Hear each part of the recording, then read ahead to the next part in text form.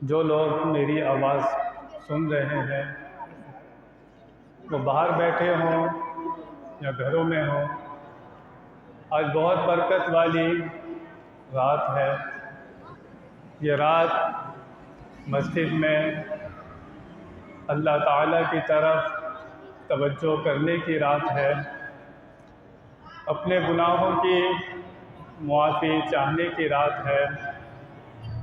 میں ان سے درخواست کروں گا کہ باقاعدہ محفل کا آغاز ہو رہا ہے، آپ جلد از جلد مسجد میں تشریف لائیں اور اپنے علم و عمل میں اضافہ فرمائیں۔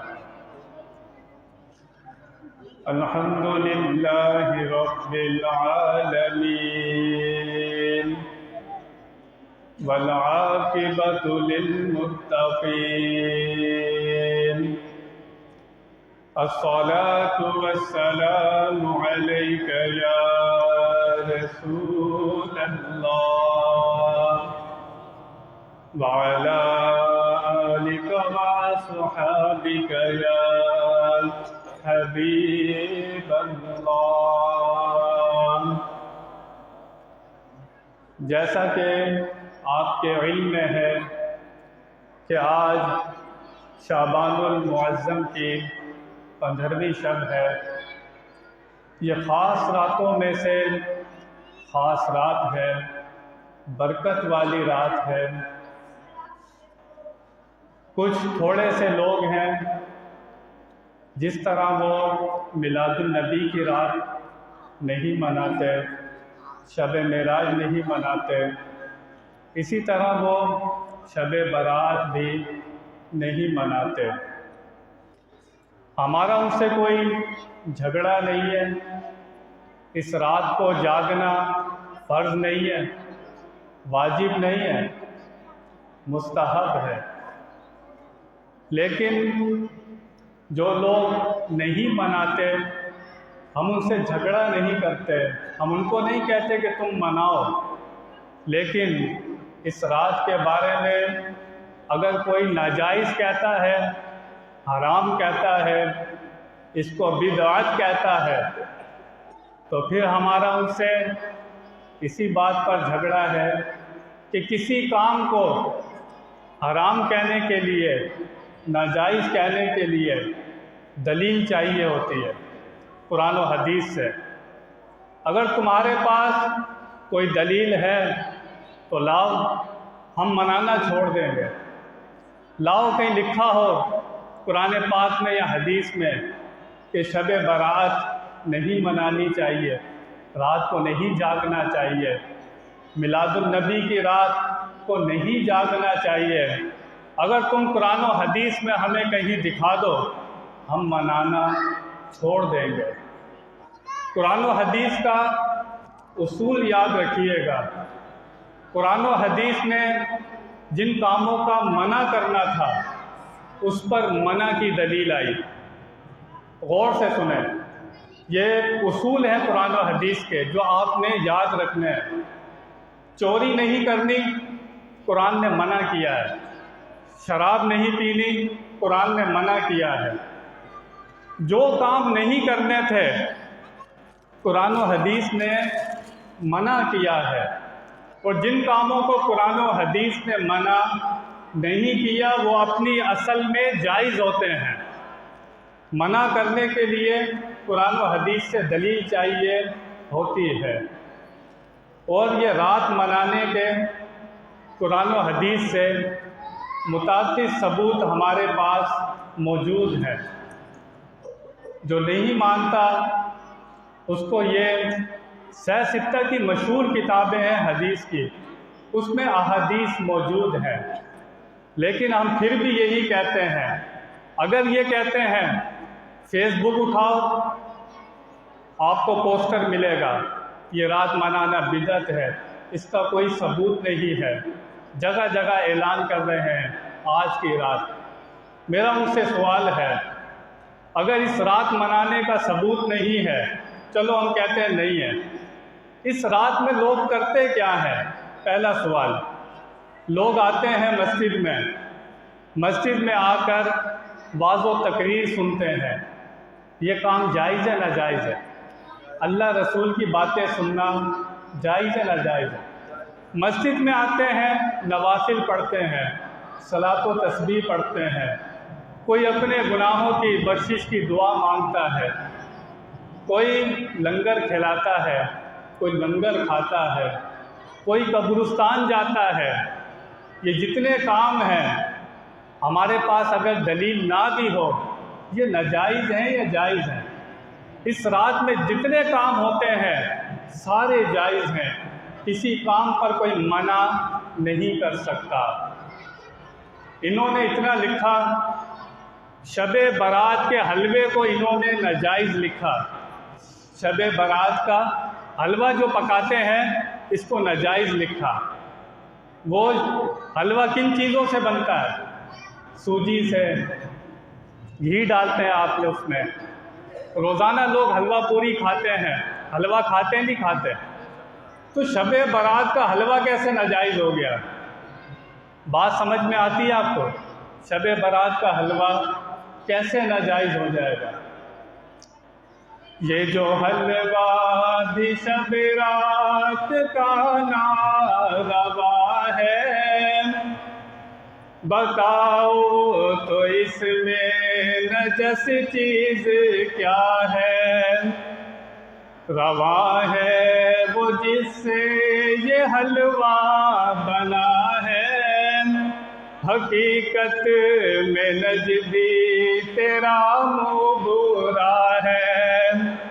روا ہے وہ جس سے یہ حلوہ بنا ہے، حقیقت میں نجدی تیرا منہ برا ہے۔ نعرہ تکبیر، نعرہ رسالت، نعرہ حیدری، نعرہ غوثیہ، علماء حق اہل سنت۔ حلوہ پکاتے ہیں، حلوہ پکانے کے بعد ہم کس لیے پکاتے ہیں؟ اصل چیز ہے ایصال ثواب۔ اصل چیز کیا ہے؟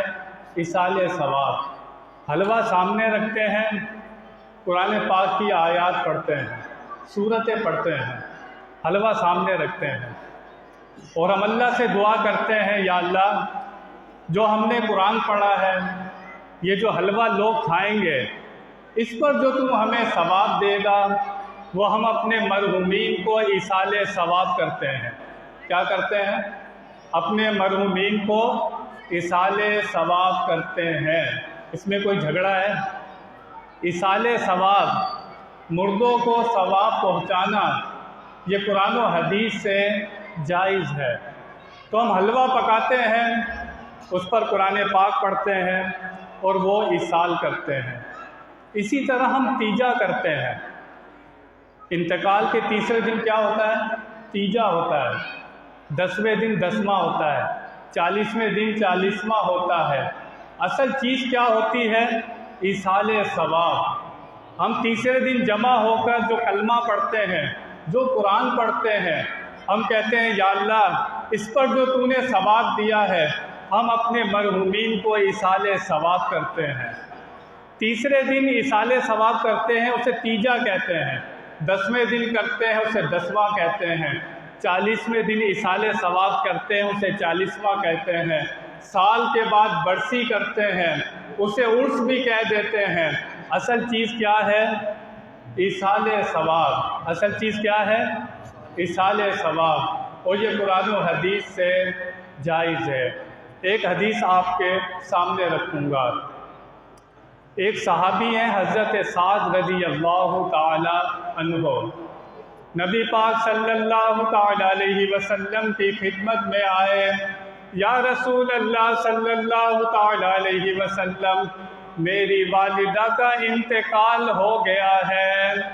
صحابی آ کر عرض کرتے ہیں، یا رسول اللہ میری والدہ کا انتقال ہو گیا ہے، میں کون سا ایسا عمل کروں کہ میری والدہ کو فائدہ ہو، ثواب پہنچے؟ صحابی عرض کر رہے ہیں، نبی پاک ارشاد فرماتے ہیں پانی کا صدقہ۔ کیا ارشاد فرماتے ہیں؟ پانی کا صدقہ، لوگوں کو پانی پلاؤ اور لوگوں کے لیے پانی کے لیے آسانی کرو۔ کس کو فائدہ ہوگا؟ اس کا ثواب پہنچے گا۔ حضرت سعد رضی اللہ تعالیٰ عنہ کنواں کھدواتے ہیں، کنواں کھدوانے کے بعد کنویں پر لکھتے ہیں یہ سعد کی ماں کا کنواں ہے، یہ سعد کی ماں کا کنواں ہے۔ کیا مطلب؟ جو بھی اس سے پانی پیے گا اس کا ثواب میری والدہ کو پہنچے گا۔ جو بھی پانی پیے گا ثواب کس کو پہنچے گا؟ میری والدہ کو۔ حدیث سے ایصال ثواب جائز ہے۔ ایک اور صحابی نبی پاک کے پاس آئے، کہنے لگے حضور میری والدہ انتقال کر گئی ہے، میں کون سا ایسا کام کروں میری والدہ کو فائدہ ہو؟ تو انہوں نے کہا میرا باغ ہے پھلوں سے بھرا ہوا، اگر میں وہ صدقہ کر دوں میری والدہ کو فائدہ ہوگا یا نہیں ہوگا؟ نبی پاک نے فرمایا صدقہ کرو، اس کا ثواب تمہاری والدہ کو پہنچے گا۔ تو ہم کیا کرتے ہیں؟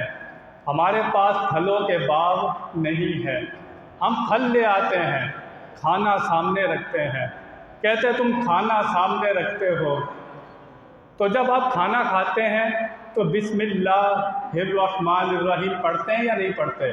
یہ قرآن کی آیت ہے، یہ قرآن کی آیت ہے۔ کھانا سامنے رکھ کر بسم اللہ پڑھنا جائز ہے، یہ قرآن کی آیت ہے۔ اگر زیادہ صورتیں پڑھ لیں تو ناجائز ہو جائے گا؟ اگر زیادہ صورتیں پڑھ لیں کھانے پر تو کیا ناجائز ہو جائے گا؟ تم کھانا سامنے نہیں رکھنا چاہتے تو پیچھے رکھ لیا کرو۔ اصل چیز کیا ہے؟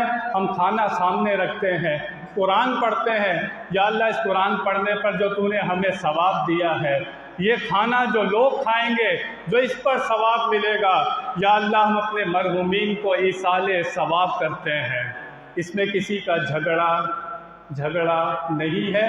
ایصال ثواب قرآن و حدیث سے جائز ہے۔ ایک بات آپ نے سنی ہوگی، وہ یہ بھی کہتے ہیں، بعض لوگ جانور خرید کر لاتے ہیں اور کہتے ہیں یہ شیخ عبد القادر جیلانی غوث پاک کی گائے ہیں، یہ کہتے ہیں، لوگ لے کر آتے ہیں اہل سنت و جماعت والے، اور وہ کہتے ہیں یہ غوث اعظم کی گائے ہیں۔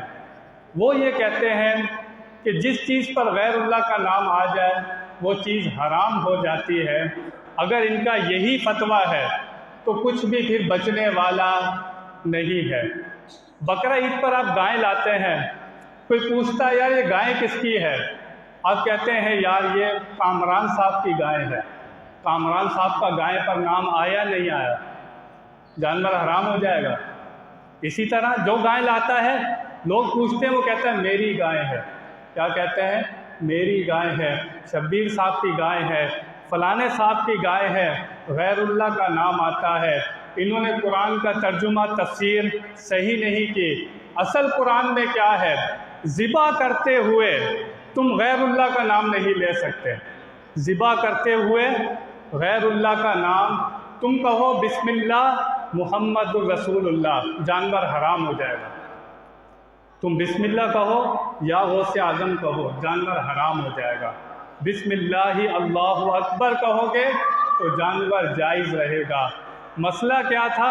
ذبح کرتے وقت کسی غیر اللہ کا نام نہیں لے سکتے، ورنہ دنیا میں اتنی چیزیں ہیں سب پر غیر اللہ کا نام آتا ہے۔ یہ مکان کس کا ہے؟ یہ میرا ہے، تم خدا ہو۔ یہ گاڑی کس کی ہے؟ یہ میری ہے۔ ہر کوئی میری میری کرتا رہتا ہے، ہر کوئی اپنے آپ کو مالک بتاتا ہے، تو جب تو چیز حرام نہیں ہوتی۔ اصل مسئلہ کیا تھا؟ ذبح کرتے وقت کسی غیر اللہ کا نام نہیں لے سکتے۔ نعرہ تکبیر، نعرہ رسالت، نعرہ حیدری، نعرہ غوثیہ۔ اس رات کا ثبوت قرآن و حدیث میں کہاں ہے؟ کچھ ایک آیات اور کچھ احادیث آپ کے سامنے میں رکھوں گا۔ سورہ دخان کی پہلی آیات، اللہ تعالیٰ ارشاد فرماتا ہے حامیم۔ حامیم یہ حروف مقطعات ہیں، جیسے الف لام میم ہے، یاسین ہے، طٰہٰ ہے، یہ کیا ہے؟ یہ حروف مقطعات ہیں۔ اس کا معنی اللہ جانتا ہے، اللہ کے بتانے سے اس کا رسول جانتا ہے۔ امت میں کوئی اس کا معنی جاننے کا دعویٰ کر سکتا نہیں ہے، حروف مقطعات کا کوئی معنی جانتا نہیں ہے۔ والکتاب المبین، اللہ فرماتا ہے قسم ہے روشن کتاب کی، قرآن پاک کی قسم ہے۔ اِنَّا أَنزَلْنَاهُ فِي لَيْلَةٍ مُبَارَكَةٍ، ہم نے اسے قرآن پاک کو برکت والی رات میں اتارا، ہم نے اس قرآن کو برکت والی رات میں اتارا۔ یا اللہ قرآن پاک تو نازل ہوا ہے شہر رمضان الذی، رمضان میں نازل ہوا ہے۔ انا انزلناہ فی لیلۃ القدر، لیلۃ القدر میں نازل ہوا ہے۔ تو یا اللہ یہاں پر جو تو فرما رہا ہے کہ قرآن کو ہم نے برکت والی رات میں اتارا، اس سے مراد کیا ہے؟ مفسرین نے لکھا کہ قرآن پاک کا نزول 2 مرتبہ ہوا ہے۔ ایک مرتبہ لوح محفوظ سے آسمان دنیا پر ایک مقام ہے بیت العزت، اس پر جو نزول ہوا ہے وہ شب برات میں ہوا ہے۔ لوح محفوظ سے بیت العزت پر جو اتارا گیا ہے وہ شب برات میں اتارا گیا ہے، اور رمضان میں لیلۃ القدر میں نبی پاک کے قلب انور پر اتارا گیا۔ تو دونوں راتیں برکت والی ہو گئی، شب برات بھی برکت والی اور لیلۃ القدر بھی برکت والی، کیونکہ قرآن پاک کا نزول 2 مرتبہ ہوا ہے۔ حدیث شریف میں آتا ہے، نبی پاک ارشاد فرماتے ہیں جو 5 راتوں کو زندہ کرے گا، کیا مطلب؟ جو 5 راتوں میں جاگے گا اس کے لیے جنت واجب ہو جاتی ہے۔ جو 5 راتوں میں جاگے گا، 3 راتیں 8، 9، 10 ذی الحجہ کی رات، اور ایک رات عید الفطر کی رات جس کو لیلۃ الجائزہ بھی کہتے ہیں، عید الفطر کی رات۔ یہ 4 راتیں ہو گئیں۔ 5ویں رات شب برات کی رات، نصف شعبان المعظم کی رات، نبی پاک فرماتے ہیں جو یہ رات اللہ کے لیے گزارتا ہے اس پر جنت واجب ہو جاتی ہے۔ حدیث میں اس کا ثبوت موجود ہے۔ دوسری حدیث ابن ماجہ میں موجود، اور روایت کرنے والے ہیں حضرت علی کرم اللہ وجہہ الکریم۔ آپ فرماتے ہیں کہ جب شعبان المعظم کی 15ویں رات آئے تو اس رات کا قیام کیا کرو، اس رات کو اللہ کی راہ میں کھڑے ہو جائے کرو، اس رات میں نوافل پڑھا کرو اور اس کے دن کا روزہ رکھا کرو۔ 3 باتیں آپ نے ارشاد فرمائی، اس رات میں قیام کیا کرو، نوافل پڑھا کرو اور اس کے دن کا روزہ رکھا کرو۔ حضرت علی فرماتے ہیں کہ اللہ تعالیٰ اس رات میں آسمان دنیا پر جلوہ گری فرماتا ہے، آسمان دنیا پر جلوہ گری فرماتا ہے اور آواز لگتی ہے کوئی مجھ سے رزق مانگنے والا، ہے کوئی مجھ سے اپنا گناہوں کو بخشوانے والا، ہے کوئی عافیت مانگنے والا، ہے کوئی مجھ سے دعا مانگنے والا۔ حضرت علی فرماتے ہیں یہ رات، پوری رات یہ آواز لگتی رہتی ہے، پوری رات یہ آواز لگتی رہتی ہے۔ تو خوش قسمت لوگ ہیں جو اس رات کو جاگتے ہیں اور مسجد میں آتے ہیں، اللہ تعالیٰ کے سامنے سجدہ کرتے ہیں، اپنے گناہوں کی معافی چاہتے ہیں۔ 2 حدیثیں ہو گئیں۔ تیسری حدیث مسند احمد میں یہ حدیث پاک و طبرانی میں حدیث پاک موجود۔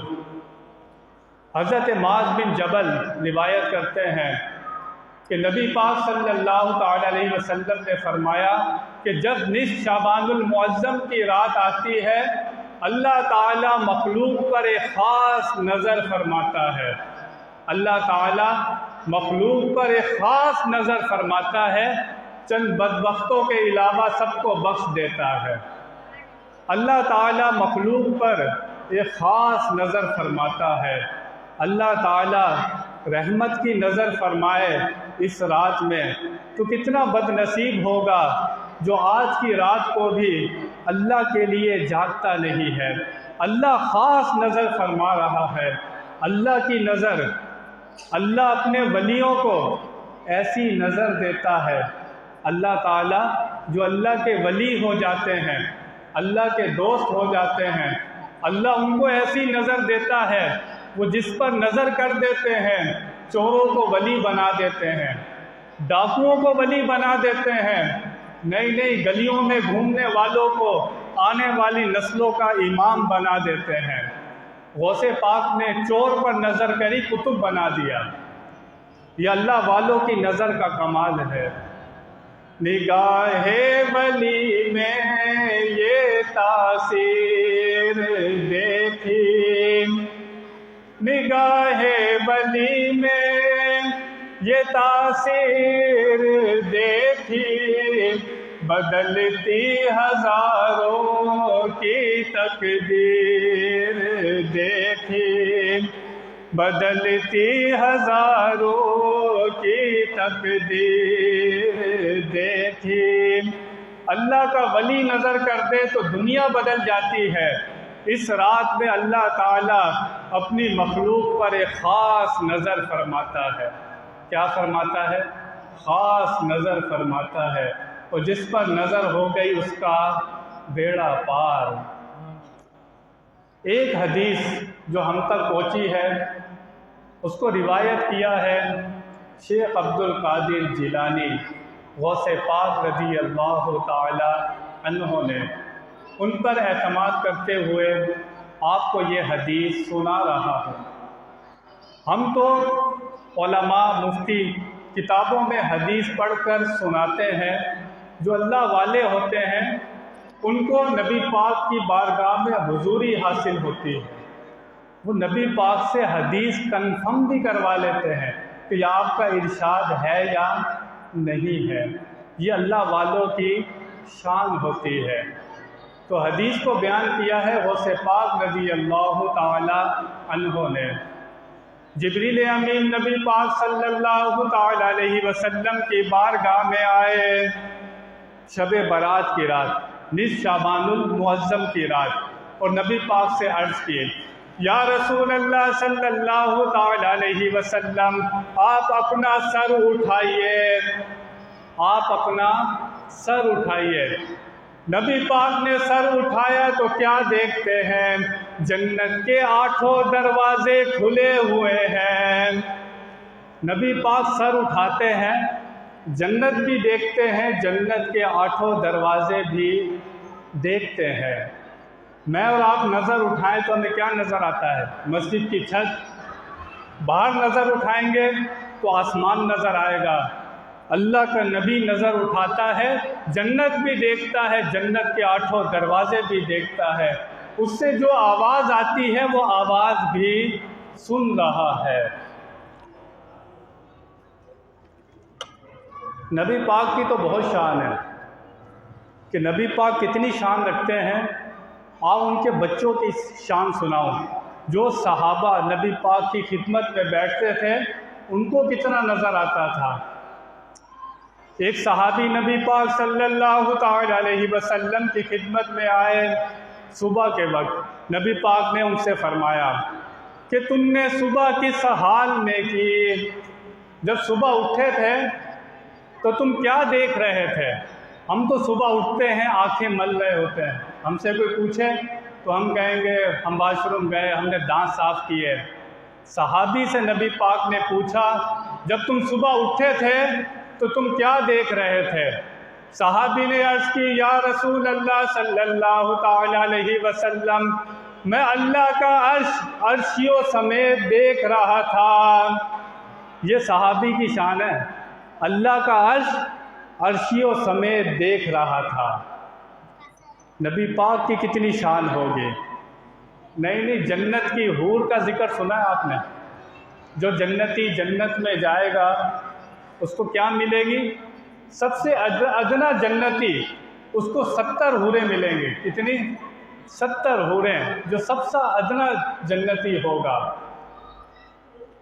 نبی پاک فرماتے ہیں، ابن ماجہ میں حدیث پاک موجود ہے، میاں بیوی جب لڑتے ہیں، میاں بیوی جب لڑتے ہیں، لڑائی ہو جاتی ہے اور شوہر ہوتا ہے جنتی، اس کو جو حور ملنے والی ہوتی ہے، اس شوہر کو جو حور ملنے والی ہوتی ہے وہ جنت سے آواز لگاتی ہے۔ کہاں سے آواز لگاتی ہے؟ جنت سے۔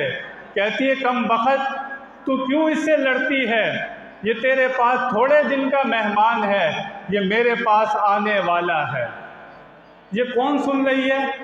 جنت میں جو حور ہے، جو نبی پاک کے نور سے بنی ہے، جو غلام ہے، وہ سن رہی ہے، وہاں سے آواز لگا رہی ہے، وہاں سے دیکھ بھی رہی ہے، سن بھی رہی ہے۔ کوئی ماننے پر آئے تو حور کی طاقت مان لے، کوئی انکار کرنے پر آئے تو نبی پاک کی شان کا انکار کر دے۔ بچوں کو اتنا دکھتا ہے، صحابی کو اتنا دکھتا ہے، جنت کی حور کو اتنا دکھتا ہے۔ نہیں، نبی پاک نماز پڑھا رہے ہیں، نبی پاک نماز پڑھا رہے تھے، پڑھاتے پڑھاتے جنت سامنے آ گئی، نماز ہو رہی ہے، نبی پاک نے ہاتھ بڑھایا، ایک قدم آگے کیا، پھر پیچھے کر لیا، نماز پوری کی۔ صحابہ نے عرض کی یا رسول اللہ، آج آپ نے ایسا کام کیا جو پہلے کبھی نماز میں نہیں کیا۔ نبی پاک فرماتے ہیں میں نماز پڑھا رہا تھا، پڑھاتے پڑھاتے جنت میرے سامنے آ گئی، میں نے چاہا جنت کا ایک گوشہ توڑ لو، میں نے چاہا جنت کا ایک گوشہ توڑ لو۔ پھر میں نے کہا کہ یہ غیب کی چیز ہے، تم غیب میں جا کر ہی، جنت میں جا کر ہی اس کو دیکھو، اگر میں توڑ لیتا قیامت تک تم کھاتے رہتے، وہ ختم ہوتا نہیں ہے۔ کسی اور کی ایسی شان ہے؟ نبی پاک نماز پڑھائیں، جنت سامنے ہوتی ہے۔ تو جبریل امین آئے، عرض کرتے ہیں یا رسول اللہ اپنا سر اٹھائیے۔ نبی پاک نے سر اٹھایا تو جنت کے 8 دروازے کھلے ہوئے تھے۔ جنت کا دروازہ پتہ کتنا بڑا ہے؟ 40 سال تک کوئی پیدل چلتا رہے وہ دروازہ ختم نہیں ہوگا۔ جنت کے 8 دروازے ہیں۔ جنت کتنی بڑی ہوگی؟ جنت کتنی بڑی ہوگی؟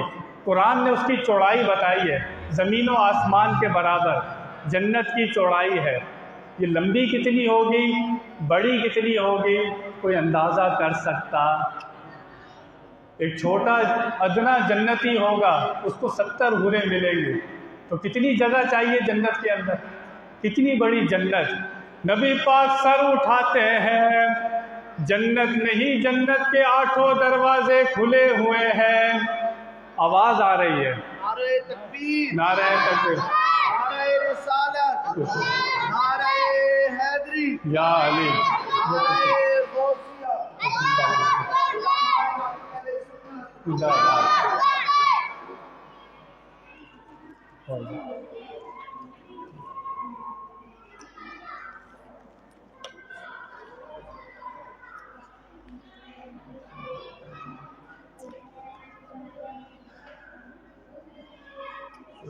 نبی پاک دیکھتے ہیں جنت کے 8 دروازے کھلے ہوئے ہیں، آواز آ رہی ہے، کوئی ہے ہم سے رزق مانگنے والا؟ جو رزق مانگے گا اسے رزق دیا جائے گا، جو دعائیں کرے گا اس کی دعائیں قبول کی جائیں گی، جو بخشش مانگے گا اسے بخشا جائے گا۔ یہ جنت کے دروازوں سے فرشتے آوازیں لگا رہے ہیں آج کی رات۔ اس رات کا ثبوت ہے یا نہیں ہے؟ اتنی بڑی اہل سنت و جماعت 1400 سال سے لوگ مناتے آئے ہیں، آج کوئی 14ویں صدی میں اٹھ کر کہے کہ اس کا کوئی ثبوت نہیں ہے تو ہم اس سے دلیل مانگیں گے۔ اس کے پاس دلیل ہے، اگر منع کی تو پیش کرے، وہ پیش کر سکتا نہیں ہے۔ امام ترمذی نے پورا باب باندھا ہے نصف شعبان المعظم کے نام سے، اس میں حدیث پاک موجود ہے۔ حضرت عائشہ صدیقہ رضی اللہ تعالی عنہا روایت کرتی ہیں کہ نبی پاک صلی اللہ تعالی علیہ وسلم کو میں نے رات میں اپنے بستر پر نہیں دیکھا، تو میں نبی پاک کو ڈھونڈنے کے لیے گھر سے باہر نکلی، تو میں نے دیکھا نبی پاک جنت البقیع کی طرف جا رہے ہیں۔ کہاں جا رہے ہیں؟ جنت البقیع کی طرف۔ میرا نبی جس طرح آگے دیکھتا تھا اسی طرح پیچھے دیکھتے تھے، جس طرح دن کے اجالے میں دیکھتے تھے اسی طرح رات کی تاریکی میں دیکھتے تھے۔ نہیں، سر کی جن آنکھوں سے نبی پاک مخلوق کو دیکھتے تھے انہی آنکھوں سے خالق کو بھی دیکھتے تھے۔ نبی پاک نے پیچھے نہیں دیکھا، فرمایا عائشہ آگے آ جاؤ، عائشہ آگے آ جاؤ۔ یہ بھی بتایا ان کے ذہن میں یہ خیال تھا حضرت عائشہ صدیقہ کے کہ کسی اور بیوی کے گھر جا رہے ہوں گے۔ یہ تو عائشہ صدیقہ کے ذہن میں خیال تھا۔ جو خیال تھا ان کے ذہن میں اللہ کے نبی نے وہ بھی بتایا۔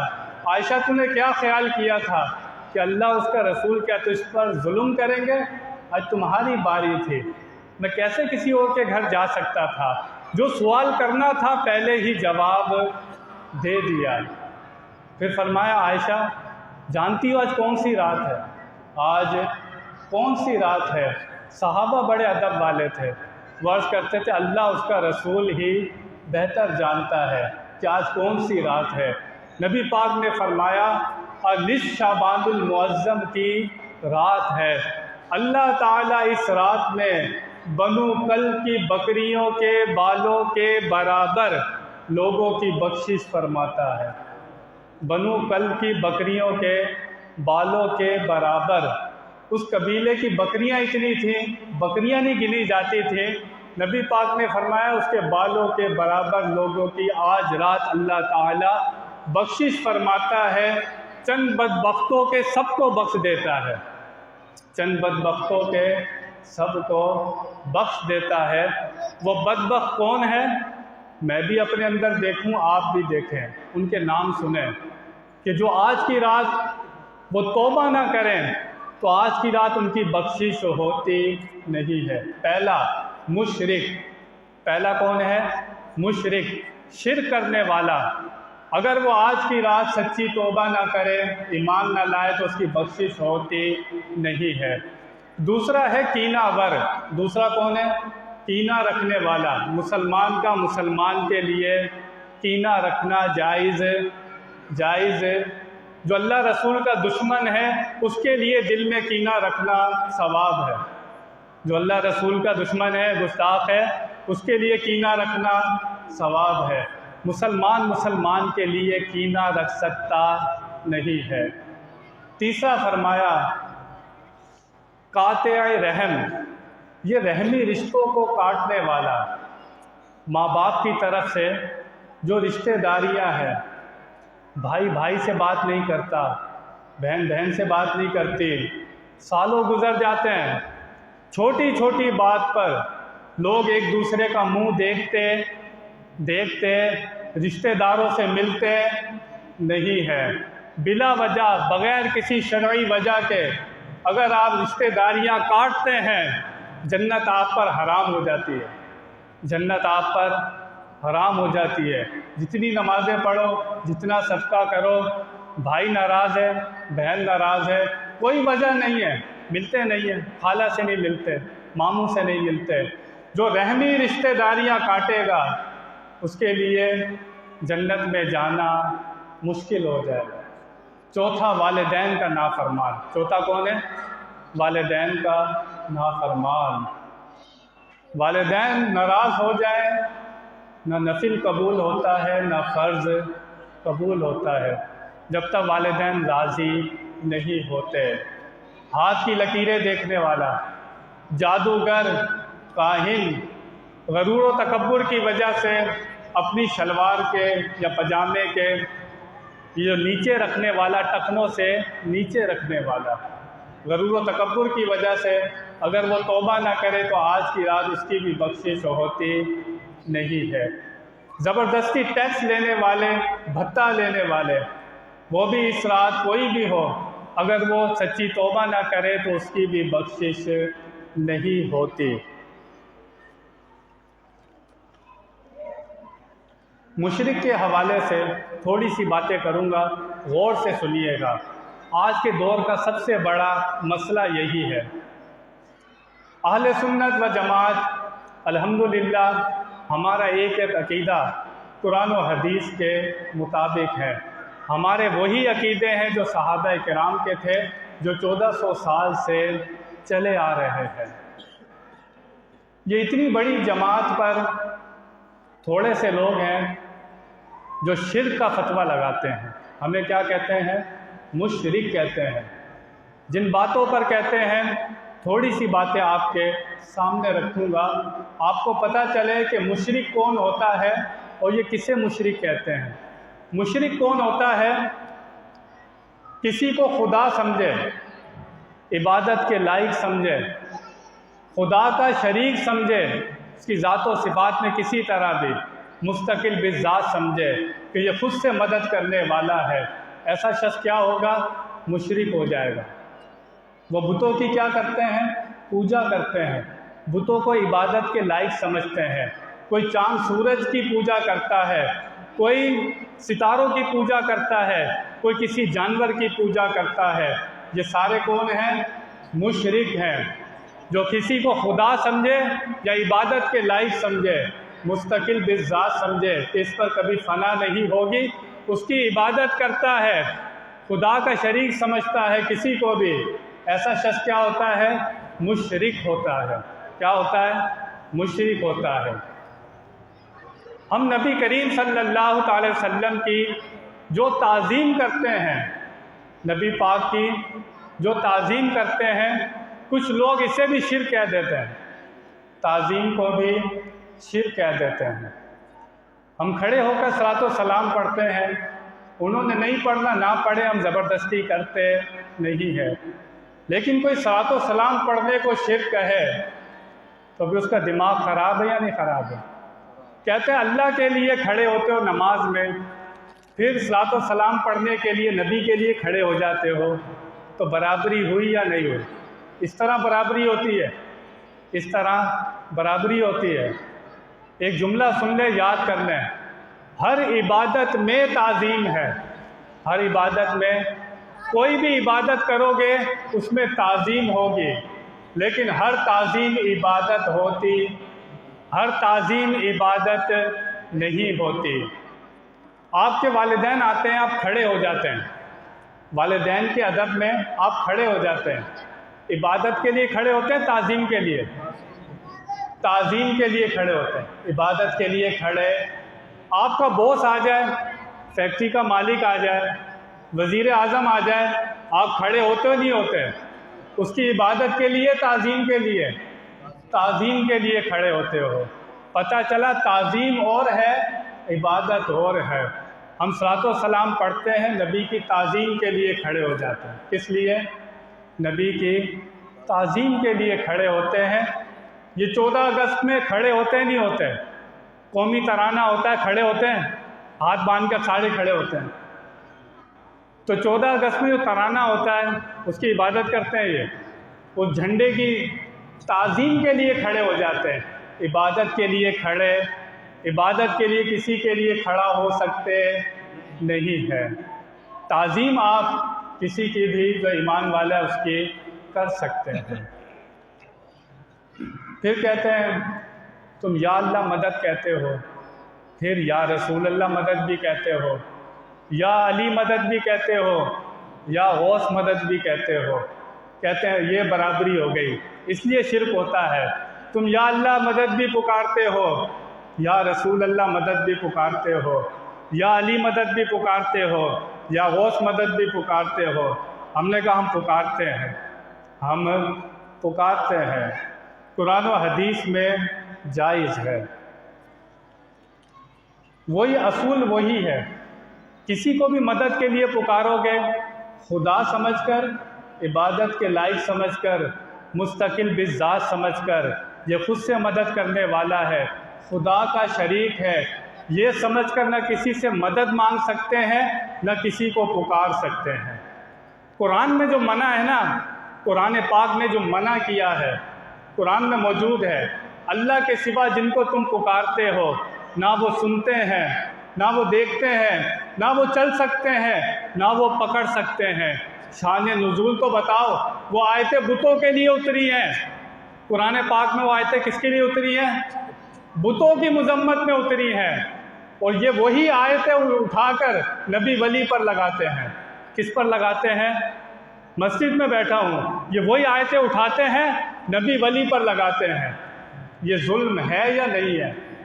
حضرت ابن عمر نے، یہ پرانا کام ہے ان کا، حضرت ابن عمر نے فرمایا تھا امت میں سب سے بدترین لوگ ہوں گے کون لوگ؟ جو بتوں کے بارے میں اتری ہوئی آیتیں نبی ولی پر لگائیں گے۔ کس کے بارے میں؟ من دون اللہ، جس آیت میں آتا ہے قرآن پاک میں، اس سے مراد ہوتا ہے بت۔ کون مراد ہوتے ہیں؟ اللہ کے سوا بت مراد ہوتے ہیں۔ یہ لوگ من دون اللہ سے مراد لیتے ہیں نبی اور ولی کو۔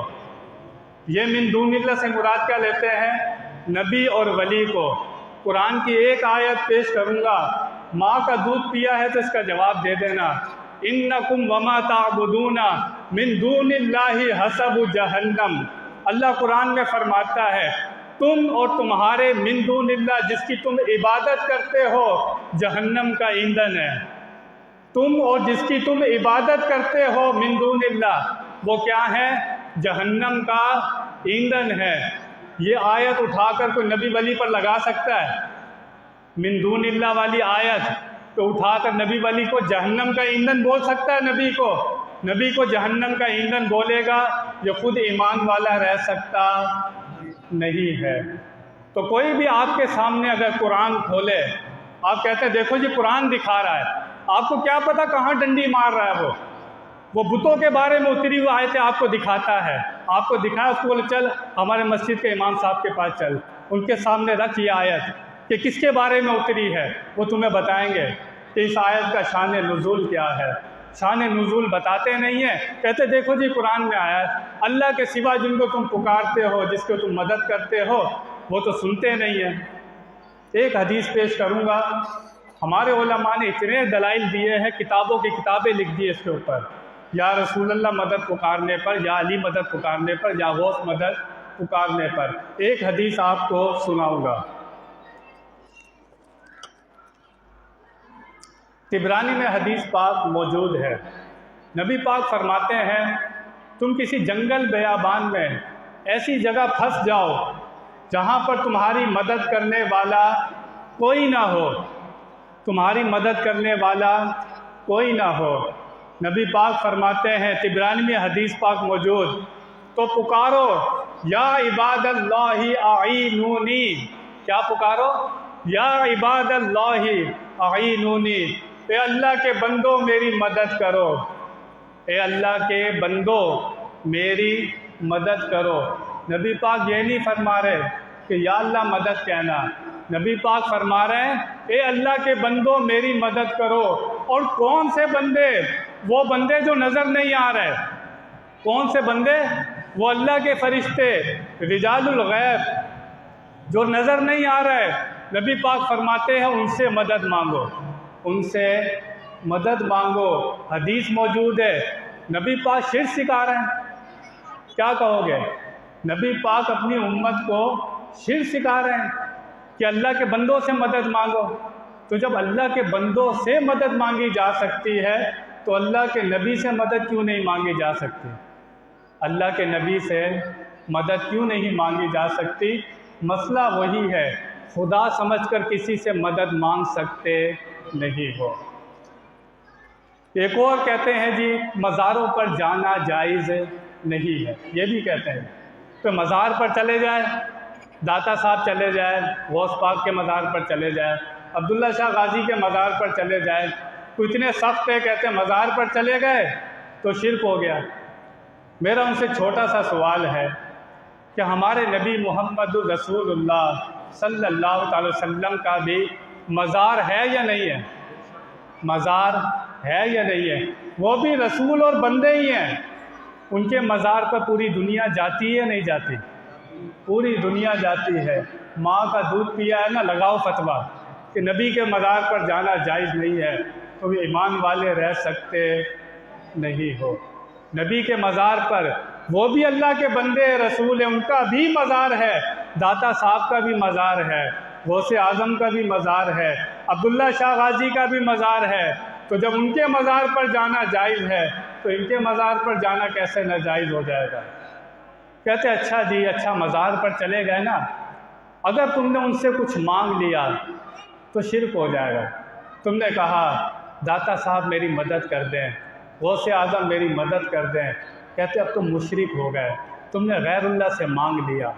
یہ باتیں تم سنتے ہو گے، عام باتیں کرتے ہیں، اسٹیکر چھاپتے ہیں۔ یہ اصول کیا ہے؟ خدا سمجھ کر کسی سے مانگ سکتے نہیں ہے۔ زندہ مردہ کا کوئی جھگڑا نہیں ہے۔ یہ مؤذن صاحب میرے سامنے بیٹھے ہیں، اگر میرا عقیدہ یہ ہو نا معاذ اللہ کہ یہ خدا ہے، یہ خود سے دیتے ہیں، یہ مستقل بالذات ہے، میں ان کو خدا کا شریک سمجھوں اور میں کہوں مؤذن صاحب میری مدد کرو، شرک ہو جائے گا۔ یہ سامنے بیٹھے ہیں، میرا عقیدہ کیا ہو، یہ خود سے دیتے ہیں، میں ان کو عبادت کے لائق سمجھتا ہوں، مستقل بالذات سمجھتا ہوں، شرک ہو جائے گا۔ اور ہم مزار پر جاتے ہیں، ہم کسی مزار والے کے لیے یہ عقیدہ رکھتے نہیں ہیں، خدا سمجھ کر نہیں مانگ سکتے۔ پھر کہتے ہیں جی زندہ سے مانگ سکتے ہیں، مردہ سے نہیں مانگ سکتے۔ اب میں ان سے کہوں نا، کہیں گے نہیں زندہ سے مانگ سکتے ہیں، وہ قبر والا تو مردہ ہے نا۔ ہمارا ان سے سوال ہے، پہلے قبر والے کو مردہ ثابت کرو، ایک لمحے کے لیے تو موت آتی ہے، اب قبر میں کیا حال ہے؟ قرآن و حدیث سے پوچھو کہ قبر میں کافر کی کیا ہے کیفیت ہے۔ قبر میں کافر بھی زندہ ہوتا ہے۔ قرآن کہہ رہا ہے 24واں پارہ، جو فرعونی تھے، فرعون کے ماننے والے، وہ مر گئے، وہ قبر میں چلے گئے۔ اللہ قرآن میں فرماتا ہے ان کو 2 ٹائم آگ پر پیش کیا جاتا ہے، 2 ٹائم۔ کتنے ٹائم؟ 2 ٹائم آگ پر پیش کیا جاتا ہے وہ کافروں کو۔ اگر وہ مر کر مٹی ہو گئے، ان میں احساس ختم ہو گیا، عذاب دینے کا کیا فائدہ؟ پولیس والے کب تک کسی کو مارتے ہیں؟ جب تک اس کے اندر احساس ہوتا ہے، جب تک مار کا احساس ہوتا ہے، جب تک مارتے ہیں۔ اللہ فرماتا ہے کافروں کو 2 ٹائم آگ پر پیش کیا جاتا ہے، ابھی قیامت کا عذاب باقی ہے۔ پہلے قبر والے کو مردہ کو ثابت کرو۔ نہیں، جو قبر میں جاتا ہے مسلمان، اس سے 3 سوال ہوتے ہیں، تیرا رب کون ہے، تیرا دین کیا ہے، نبی پاک کے بارے میں تو کیا کہتا تھا۔ جب وہ ان سوالات کے صحیح جواب دیتا ہے، اس کی قبر کو کھڑکی کھولی جاتی ہے جنت کی۔ کون سی کھڑکی کھلتی ہے؟ جنت کی کھڑکی کھلتی ہے۔ اس کے لیے جنتی لباس پہنایا جاتا ہے، جنتی بچھونا بچھایا جاتا ہے۔ مر کر مٹی ہو گیا، جنت کی کھڑکی کھولنے کا کیا فائدہ؟ اس کا مطلب ہے قبر میں مرتا جو کافر ہوتا ہے، جو ان سوالوں کے صحیح جواب نہیں دیتا، اس کے لیے دوزخ کی کھڑکی کھولی جاتی ہے، دوزخ کے کپڑے پہنائے جاتے ہیں، دوزخ کا بچھونا بچھایا جاتا ہے وہ بھی قبر میں، لیکن مشکل میں ہے، عذاب میں ہے۔ اب مجھے بتاؤ، شہید مرتا ہے؟ قرآن کیا کہتا ہے؟ شہید کو زبان سے مردہ نہ کہنا۔ قرآن کہہ رہا ہے نہیں، مردہ گمان بھی نہ کرنا، مردہ گمان بھی نہ کرنا، وہ زندہ ہوتے ہیں، انہیں رزق بھی دیا جاتا ہے۔ شہید کون ہوتا ہے؟ جو اللہ رسول کے نام پر جان قربان کرتا ہے، نبی کا غلام ہوتا ہے۔ جب نبی کا غلام قبر میں زندہ ہوتا ہے تو تم نبی پر ہاتھ ڈالتے ہو، حدیث پاک موجود ہے، نبی پاک فرماتے ہیں اللہ تعالیٰ نے حرام کر دیا ہے زمین پر نبیوں کے جسموں کا کھانا۔ نبی زندہ ہوتے ہیں، انہیں رزق بھی دیا جاتا ہے، نبی زندہ ہوتے ہیں، انہیں رزق بھی دیا جاتا ہے۔ معراج کی رات آپ نے حدیث سنی کہ نبی پاک صلی اللہ تعالیٰ علیہ وسلم موسیٰ علیہ السلام کی قبر سے گزرے تو آپ نے فرمایا میں نے دیکھا موسیٰ علیہ السلام قبر میں کھڑے ہو کر نماز پڑھ رہے تھے۔ موسیٰ علیہ السلام قبر میں کھڑے ہو کر نماز پڑھ رہے تھے۔ نماز زندہ پڑھتا ہے مردہ پڑھتا ہے؟ زندہ پڑھتا ہے۔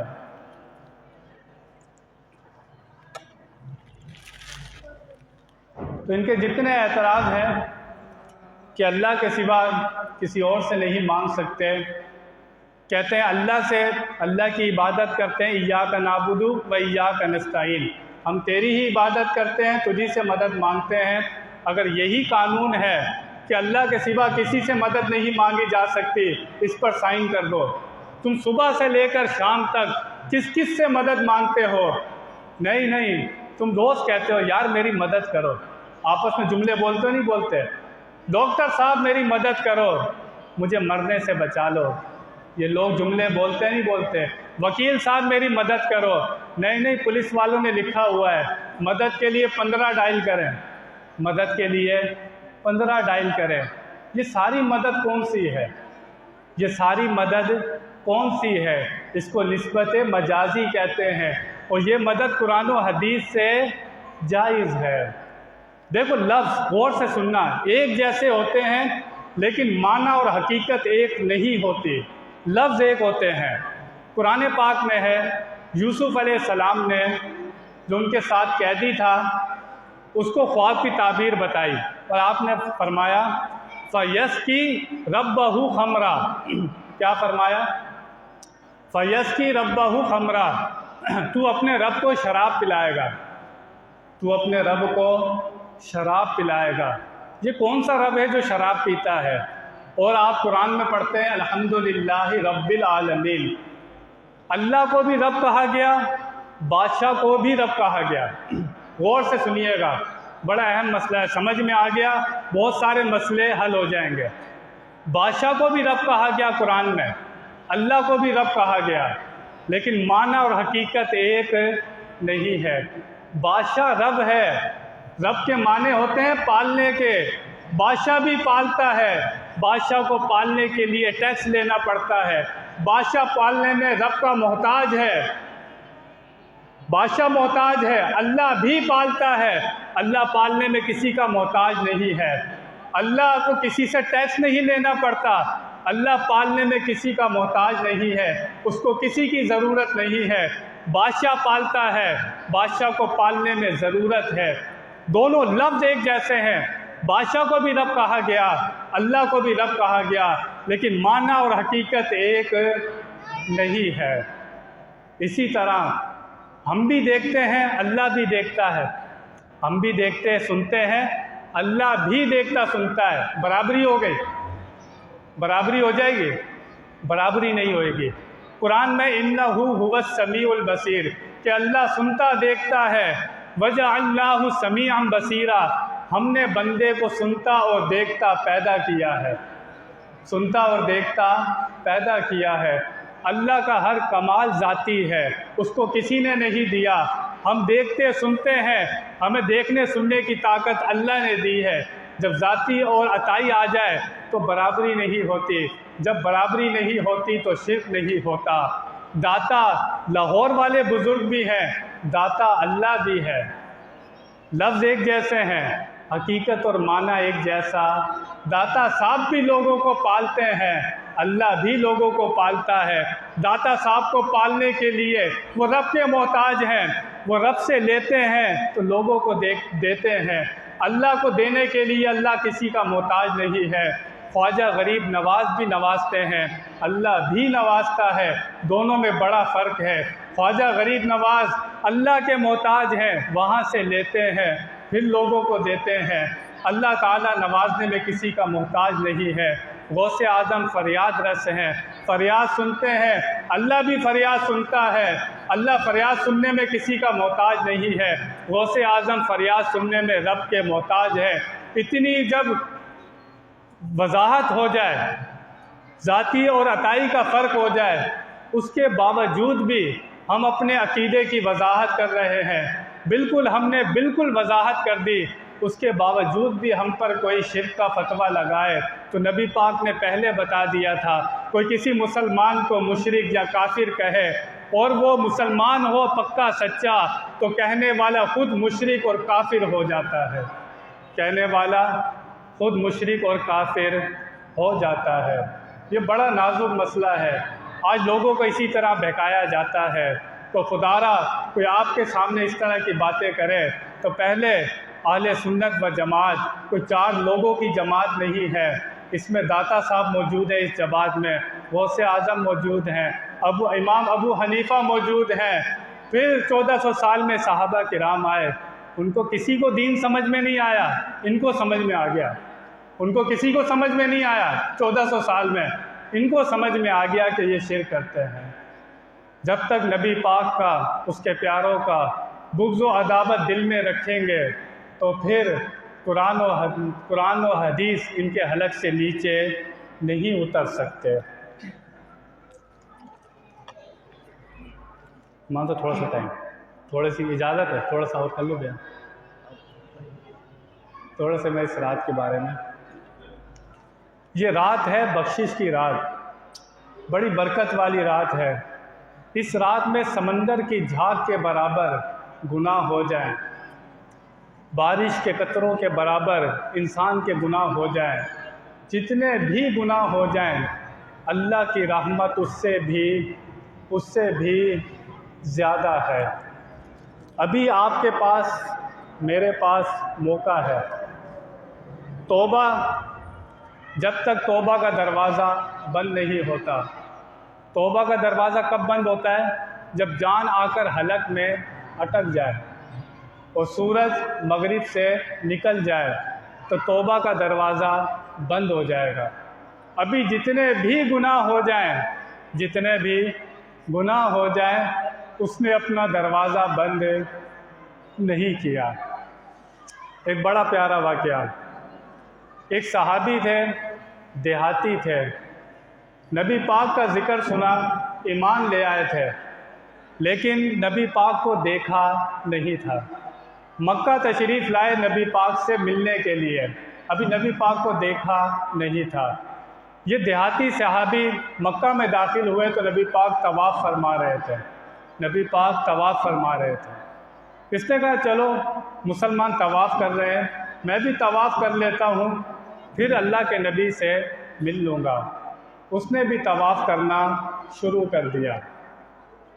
طواف کر رہا تھا، اس کو اللہ تعالیٰ کا ایک ہی نام یاد تھا، اللہ تعالیٰ کا ایک ہی نام یاد تھا، یا کریم۔ وہ یا کریم یا کریم زور زور سے پکارنے لگا۔ نبی پاک اور صحابہ کرام اپنی دعائیں پڑھ رہے تھے، یہ نبی پاک کے پاس سے گزرا یا کریم پکارتے ہوئے۔ نبی پاک نے سنا تو نبی پاک نے بھی یا کریم پکارنا شروع کر دیا، تو صحابہ نے بھی پکارنا شروع کر دیا۔ پورے مکے میں اب یا کریم کی آواز بلند ہونے لگی۔ یہ دیہاتی تھا، اس نے سوچا جب میں آیا تھا یہ کچھ اور پڑھ رہے تھے، شاید دیہاتی سمجھ کر میری نقل اتار رہے ہیں۔ نبی پاک کے سامنے آ گیا اور کہنے لگا اگر آپ اتنے پیارے نہ ہوتے نا تو میں آپ کی شکایت کرتا۔ نبی پاک نے فرمایا کس سے شکایت کرتا؟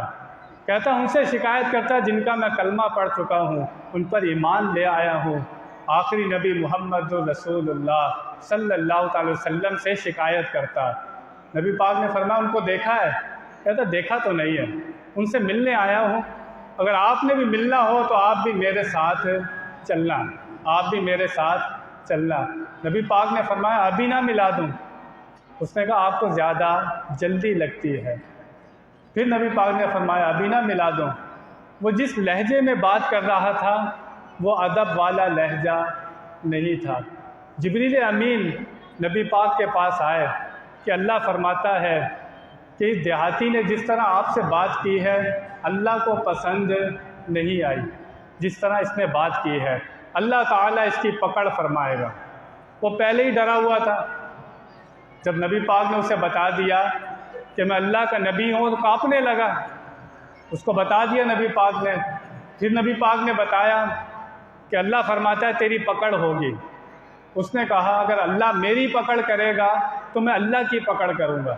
تو دیہاتی نے کہا، جبریل امین رب کی بارگاہ میں گئے، اللہ نے فرمایا جبریل اس بندے سے جا کر پوچھو یہ میری کیا پکڑ کرے گا، یہ میری کیا پکڑ کرے گا۔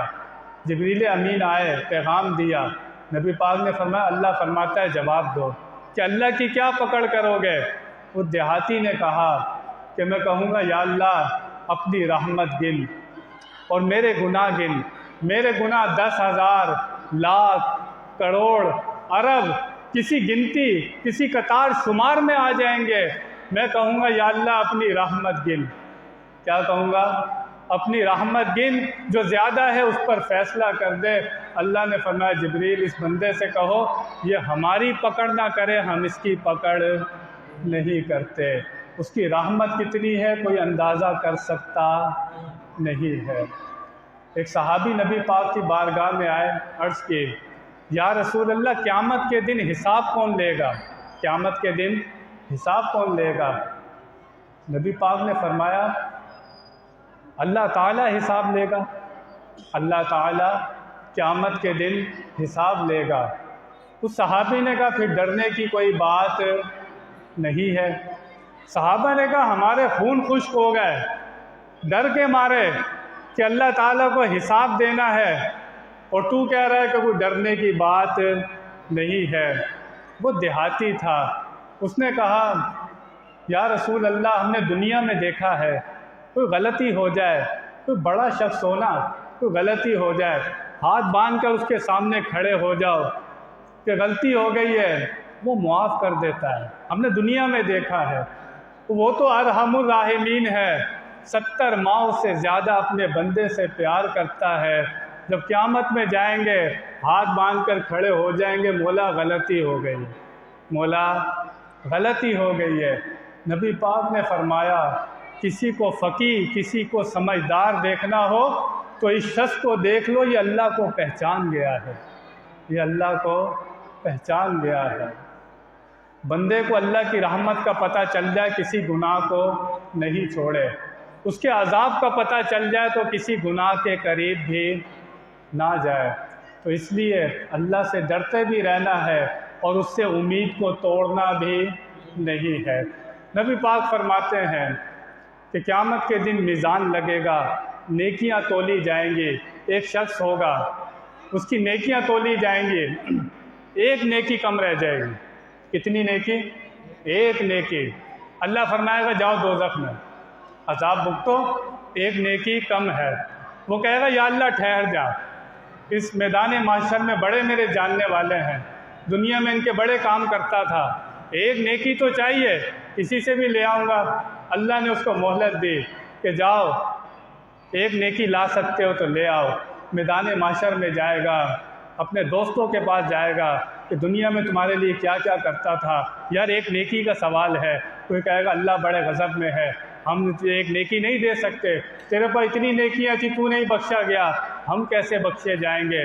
والدین کے پاس جائے گا، اپنے بہن بھائیوں کے پاس جائے گا، کوئی اسے ایک نیکی نہیں دے گا، منہ لٹکا کر واپس آ رہا ہوگا۔ ایک شخص اسے ملے گا، کہے گا بھائی کیوں پریشان ہے؟ کہے گا یار ایک نیکی کم ہے۔ وہ کہے گا تیرے پاس کتنی نیکیاں تھیں؟ وہ کہے گا میرے پاس بہت نیکیاں تھیں، لیکن کیا ہوا؟ لیکن پھر بھی بخشا نہیں گیا، ایک نیکی کم پڑ گئی۔ وہ کہے گا یار اتنی نیکیوں پر تو بخشا نہیں گیا، میرے پاس تو نیکی ہی ایک ہے۔ وہ کیا کہے گا؟ میرے پاس نیکی ہی ایک ہے، ایسا کر تو یہ ایک نیکی تو لے لے، تو کو جہنم میں جلے، میں نے تو جانا ہی جہنم میں، ایک تو نیکی ہے میرے پاس۔ وہ بڑا خوش ہوگا، اس کا ہاتھ پکڑے گا، کہے گا چل اللہ کی بارگاہ میں بیان دے۔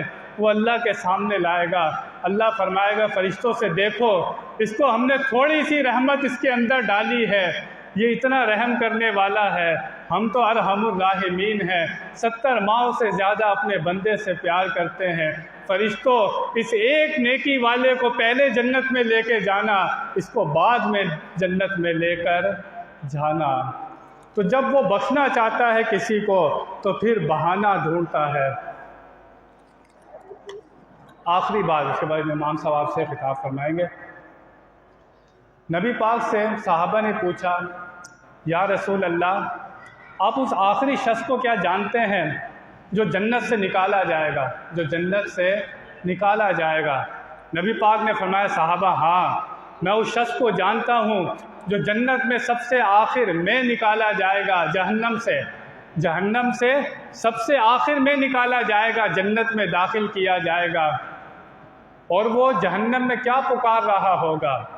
1000 سال کے بعد اسے نکالا جائے گا، وہ مستقل یا حنان یا منان پکار رہا ہوگا 1000 سال تک، اپنی امید کو نہیں توڑے گا، یا حنان یا منان مستقل پکارتا رہے گا۔ جبریل امین جہنم کے پاس سے گزریں گے، وہ اس کا یا حنان یا منان سن لیں گے، بڑی حیرت ہوگی کہ جہنم سے اللہ کے نام کی آواز آ رہی ہے، کوئی یا حنان یا منان پکار رہا ہے۔ رب کی بارگاہ میں جائیں گے، اللہ فرمائے گا جبریل آج کون سی تو نے انوکھی چیز دیکھی؟ عرض کریں گے یا اللہ جہنم سے آواز آ رہی ہے، تجھے کوئی یا حنان یا منان کہہ کر بڑی زور سے کوئی پکار رہا ہے۔ اللہ فرمائے گا جبریل جاؤ اسے جہنم سے نکال کر لے آؤ۔ جبریل امین جائیں گے، جہنم کا جو داروغہ ہے حضرت مالک، اس سے کہیں گے جہنم سے اس شخص کو نکال کر لاؤ۔ وہ جہنم میں دیکھے گا، اسے وہ شخص کہیں نہیں ملے گا، جہنم میں دیکھے گا آواز آ رہی ہوگی لیکن ملے گا کہیں نہیں ملے گا۔ جبریل امین رب کی بارگاہ میں آئیں گے، اللہ فرمائے گا کیا اس بندے کو لے کر نہیں آئے؟ جبریل امین عرض کریں گے یا اللہ وہ جو جہنم کا مالک ہے فرشتہ، وہ کہہ رہا ہے کہ آج جہنم نے ایسی سانس لی ہے کہ پتھر اور انسان میں کوئی فرق نہیں ہو رہا، وہ بندہ پہچانا نہیں جا رہا۔ اللہ خود نشاندہی فرمائے گا کہ جا کر جہنم کے مالک سے کہو کہ وہ فلانی تہ میں وہ بندہ موجود ہے، فلانی تہ میں وہ بندہ موجود ہے۔ وہ فرشتہ جائے گا، اسی تہ میں دیکھے گا زنجیروں سے بندہ ہوگا، ہاتھ پاؤں اس کے بندھے ہوں گے، وہ حضرت مالک اس کو نکالیں گے، نہلائے دھلائیں گے، اللہ کی بارگاہ میں پیش کریں گے۔ اللہ اس بندے سے فرمائے گا ہوگا مسلمان، اللہ اس سے فرمائے گا اے بندے بتا تو نے گناہوں والی زندگی کیوں گزاری؟ کیا ہم نے کتابیں نہیں بھیجی تھیں؟ ہم نے اپنے نبی نہیں بھیجے تھے؟ ہم نے پوری ہدایت کا انتظام نہیں کیا تھا؟ وہ بندہ کہے گا یا اللہ کتابیں بھی آئی تھی، تیرے نبی بھی آئے تھے، سمجھانے والے بھی آئے تھے، انہوں نے ہمیں سمجھایا تھا کہ زندگی کیسے گزارنی ہے، مولا ہم نے اس کی بات نہیں سنی، لیکن آج معاف کر دے۔ وہ بندہ ہاتھ جوڑ کر کھڑا ہو جائے گا، کہے گا یا اللہ بس ایک دفعہ معاف کر دے، یا اللہ اپنی رحمت کر دے، اپنا کرم کر دے۔ اللہ فرشتوں سے فرمائے گا کہ اس کو جنت میں لے جاؤ۔ لیکن تھا مسلمان، مجھے اور آپ کو بھی سوچنا ہے کہ ہمارے پاس بھی پوری ہدایت کا انتظام ہے، علماء آواز لگاتے ہیں، ایک ایک چیز آپ کے سامنے میرے سامنے واضح ہے، کوئی چیز چھپائی نہیں گئی، زندگی گزارنی کس طرح ہے ایک ایک بات بتائی گئی ہے، کوئی ایسی بات نہیں رکھی گئی کہ کل قیامت میں کوئی اعتراض کر سکے کہ یا اللہ ہمیں پتہ نہیں تھا۔ ایک ایک چیز کا انتظام کیا گیا ہے، پوری کتاب اتاری گئی ہے، اتنے نبی اتارے گئے ہیں، علماء موجود ہیں، ہر ایک آواز لگا رہا ہے۔ اس حدیث سے پتہ لگتا ہے کہ وہ تھا مسلمان لیکن گناہ گار تھا، لیکن کیا تھا؟ گناہ گار تھا۔ یہ آج کی رات توبہ کی رات ہے، جتنے مرضی گناہ ہو جائیں، آپ نے اس رات کے فضائل سنے کہ جنت کا دروازہ بھی کھلا ہوا ہے، آواز لگ رہی ہے، اللہ کی خاص نظر ہے اس رات پر، اللہ کی خاص نظر ہے اس رات پر۔ تو خوش قسمت لوگ ہیں جو آج کی رات اللہ کے لیے گزارتے ہیں، خوش قسمت لوگ ہیں۔ اللہ تعالی ہمیں بھی توفیق عطا فرمائے کہ یہ رات اس کے راستے میں توبہ استغفار میں گزاریں۔ بیان میں کوئی غلطی ہو اللہ کی بارگاہ میں توبہ کرتا ہوں۔ وآخر دعوانا ان الحمد للہ رب العالمین۔